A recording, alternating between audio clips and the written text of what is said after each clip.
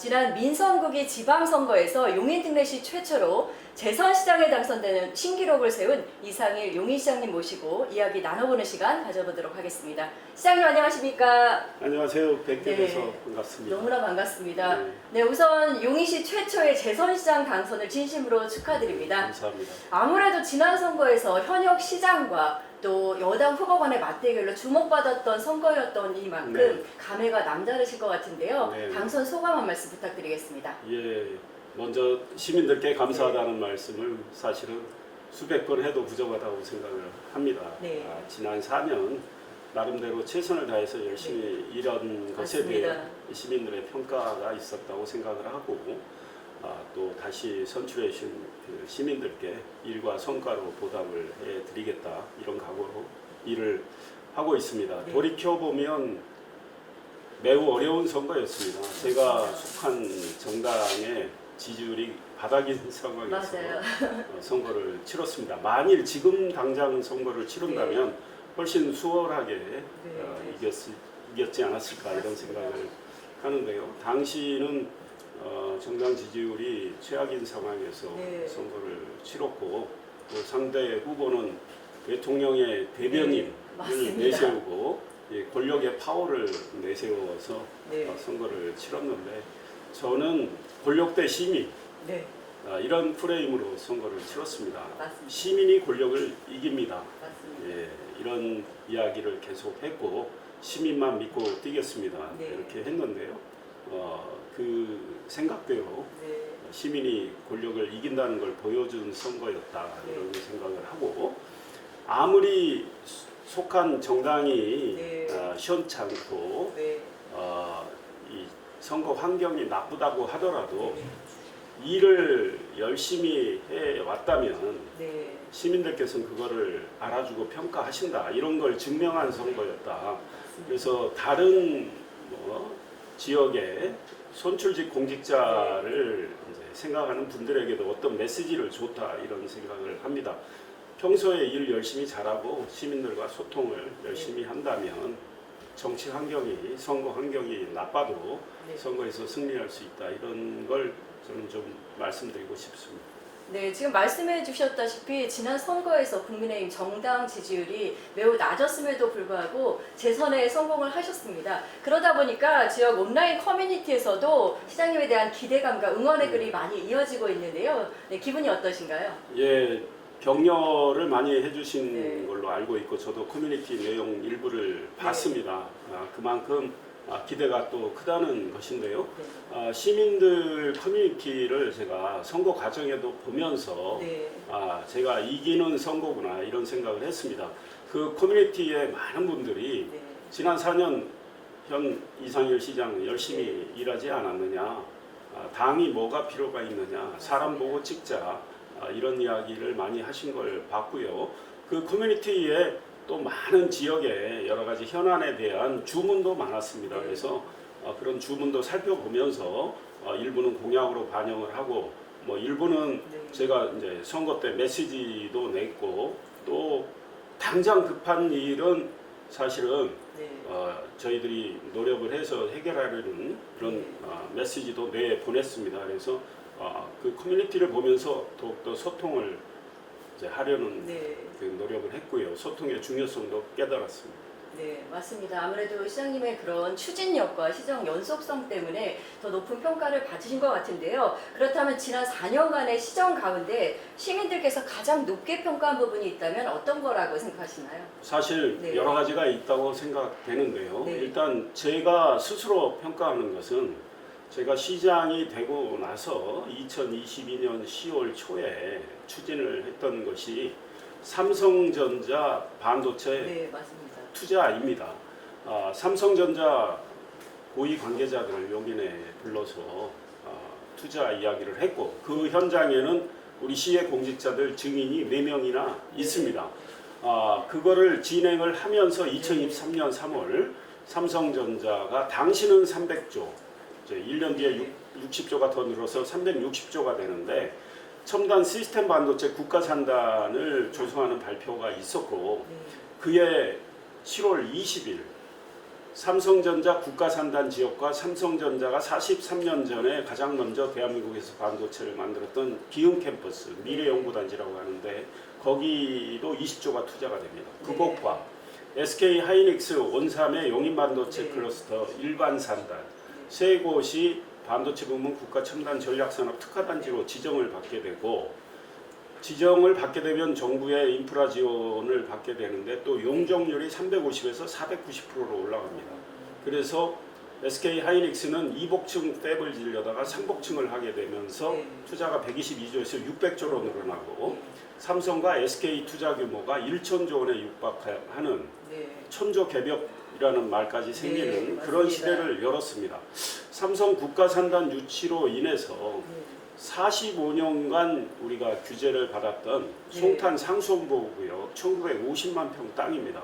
수원 전체 면적의 53%, 오산의 1.5배 되는 땅을 완전히 규제해서 해제를 했습니다. 그래서 우리 공직자들이 당시 익명의 소통방해 기적 같은 일이다. 이런 난제를 해결했고 또 그보다 한 달 전에 2024년 11월에는 25년 규제를 받았던 경안천변 수경구역도 해제를 했습니다. 113만 평, 축구장 500개 면적, 그다음 8년 동안 방치됐던 경찰대 문제도 해결했고 국가산단 유치로 69만 평 이동우 반도체 특화 신도시 조성도 가능해졌고 국도 45호선도 12.5km 구간이 4차로에서 이제 대부분 8차로로 확장이 됩니다. 그래서 반도체 국가산단 유치로 인해서 용인의 난제 해결하고 용인의 교통 인프라도 더욱더 확충할 수 있게 된 것, 이것이 아마 제일 용인의 이 미래의 비전과 관련해서 큰 일이 아니었던가 생각을 합니다.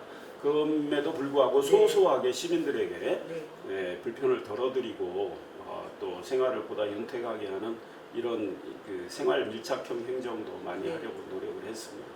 네, 이렇게 4년 동안 쉬지 않고 달려오시면서 성과를 내셨기 때문에 이런 지지의 글이 이어지지 않나 하는 생각을 해보는데요. 이제 민선 8기에서 9기까지 용인 특례시를 이끌어 나가실 텐데 가장 먼저 이번에 챙겨야 할 과제는 무엇이라고 생각하시나요? 제가 선거 과정에서 제1호 공약으로 내세웠던 거는 용인 첨단 시스템 반도체 국가산단 지키기였습니다.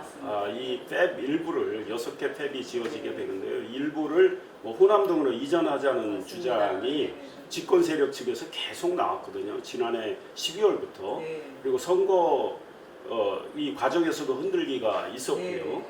이거를 지키는 게 급선무다. 이거는 용인의 미래 비전과 직결되고 용인의 교통 인프라 확충 계획 다 통하기 때문에 이게 흔들리면 다른 것들이 흔들리기 때문에 이걸 이제 지키겠다는 걸 공약을 내세웠고 이거는 제가 지금 민선국이 출범 전에 이게 지키는 거는 확정이 된 셈입니다. 뭐 정부가 삼성 SK를 통해서 호남 투자를 한다고 하는데 제가 삼성 측에 그런 이야기를 했죠. 호남에 신규 투자하는 거 좋다. 또 다른 지역에 신규 투자하는 거는 뭐 좋은 일이다. 그리고 지역 균형 발전도 해야 되고 다른 지역도 더욱더 발전해야 되기 때문에 제가 왈가왈부할 일은 아니다. 다만 용인 거는 흔들면 안 된다. 그러니 삼성 입장에서도 오랜 연구 끝에 검토 끝에 용인 투자를 해서 진행해 왔고 이미 보상이 진행되고 삼성은 산업시설용지 분양계약을 했는데 정치권이 권력의 압박으로 만약에 다른 쪽에 투자를 요구를 하면서 용인 팹 일부를 이전시킨다 이렇게 압박을 할 때 버텨야 된다. 그러니 신규 투자를 다른 지역에 하되 용인 거는 건드리지 말아달라는 메시지를 삼성도 같이 내줘야 된다.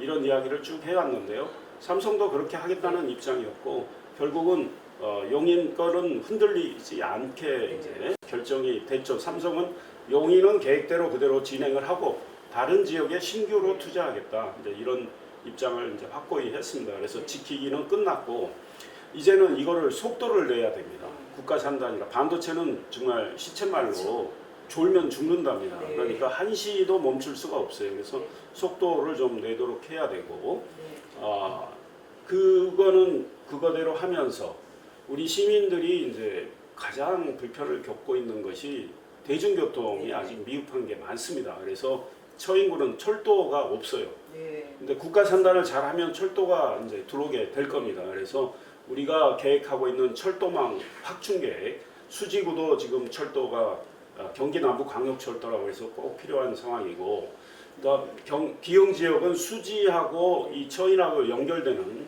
동백 신봉선 네. 이 철도를 굉장히 원하고 있고, 또 분당선 연장도 해야 되고 용인 경전철 광교 중앙역 연장도 해야 됩니다. 이런 철도 사업을 계획대로 잘 진행을 하고 네. 도로망 확충 사업도 진행을 이제 해야 됩니다. 그다음 제가 지난 민선 8기 4년 동안 늘 해왔던 네. 우리 이 나라와 용인을 잘 이끌어갈 이제 미래 인재들을 육성하기 위한 교육 투자 계속 해 나갈 네. 계획이고요. 시민들의 이제 생활과 관련해서 불편한 것들을 이제 해결하는 이런 일들을 계속 해 나가야 됩니다. 네, 시장님과 함께하는 용인시의 미래가 더욱더 밝아질 것 같은데요. 저도 용인 반도체 프로젝트가 차질없이 진행되기를 응원하면서 지켜보도록 하겠습니다. 그런데요, 최근에 경기도지사직 인수위원회에서 재정 위기를 토로하면서 이제 법인, 지방소득세의 절반을 경기도로 귀속시키는 방안을 좀 검토 중이다, 이런 기사가 나왔거든요. 시장님께서는 어떤 의견을 갖고 계신지 궁금합니다. 아마 이와 관련해서는 제가 가장 먼저 가장 큰 목소리를 내지 않았나 싶어요. 네. 제가 이건 말이 안 되는 맞습니다. 일이다. 네. 뭐 일단 검토한다고 하는데 검토해서 끝내고 각 지방의 이 특성에 맞게 발전할 수 있도록 네. 그 지방에 충분한 세수를 확보해서 네. 지방을 위한 투자를 해줘야 되고, 지방 분권을 강화하자는 시대에 그 맞습니다. 역행하는 발상을 지금 경기도 네. 지사 당선인의 인수위원회가 한다는 것은 개탄스러운 일입니다. 만약에 이 일을 추진할 경우에 경기도의 31개 시군에서 일제히 들고 일어날 겁니다. 경기도가 재원이 부족하다고 해서 네. 경기도 안에 있는 31개 시군의 소위 곳간을 털어간다? 누가 용납을 하겠습니까? 이런 말이 안 되는 발상은 일찍이 접으시고, 네. 추미애 당선인이 재정에 대해서 여러 가지 어려움이 있다면 네. 본인의 이 뭐랄까 연구와 지혜를 통해서 다른 시군의 것을 건드리지 않고 네. 자력으로 늘려가는 걸 연구를 하시는 게 옳다, 이런 생각하고 있습니다. 좋은 말씀 해주셨는데요. 이런 시장님의 어떤 추진력, 결단력 이런 것들이 시민들께 더욱더 믿음을 주고, 그렇기 때문에 용인 최초의 재선시장이라는 책임을 부여하지 않았나 하는 생각을 해봅니다. 마지막으로 용인 시민과 시청자 여러분께 드리고 싶은 약속 한 말씀 부탁드리겠습니다. 예, 존경하는 시민들께 다시 한번 감사 인사 드리고요. 네. 저는 지난 4년도 그런 생각을 했습니다. 저를 뽑아주신 시민들께 제가 보답하는 것은 결국은 일과 성과, 결과물을 내면서 도시를 발전시키고 시민 생활을 좀 더 윤택하게 하는 거라는 생각을 늘 하면서 그것이 저의 책임윤리다, 이런 생각을 했는데요. 똑같은 마음으로 앞으로 4년도 할 생각입니다. 이상일 너는 초심을 잘 유지하고 있는가, 이런 물음을 제가 이제 스스로 많이 던지고 있는데요. 그런 물음을 계속 던지면서 말뿐이 아닌 행동으로 보여드리겠다, 이런 생각이고, 개인적으로 제가 정치부 기자 오래 했고 네. 국회의원도 해봤고 이제 지금 행정을 하는데요. 제가 제일 싫어하는 건 말만 하는 사람들입니다. 일은 안 하고 다른 사람이 해놓은 거 현수막으로 한 거 자기가 한 것처럼 포장하는 사람들. 네. 이런 위선적인 사람들 저는 정말 싫어합니다. 그래서 저 스스로 그런 위선적인 행동을 하지 않도록 말이 행동과 일치하는 거, 이런 노력을 할 생각입니다. 그리고 뭐 제가 시민들께 결국은 일과 성과, 이 결과로 보여드려야 된다, 이런 생각을 하면서 앞으로 4년도 더 열심히 일을 하도록 하겠습니다. 시민들께서 부족한 점은 지적도 해주시고 또 채워주시고 그렇게 해주시면 좋겠습니다. 네, 많은 분들이 응원을 해주실 것 같은데요. 앞으로 4년, 지난 4년 동안의 빛나는 결과와 마찬가지로 더욱더 발전된 용인의 모습, 그리고 용인 르네상스 2가 더욱더 기대가 되는 것 같습니다. 시장님 함께 해주셔서 고맙습니다. 좋은 말씀 감사합니다. 감사합니다.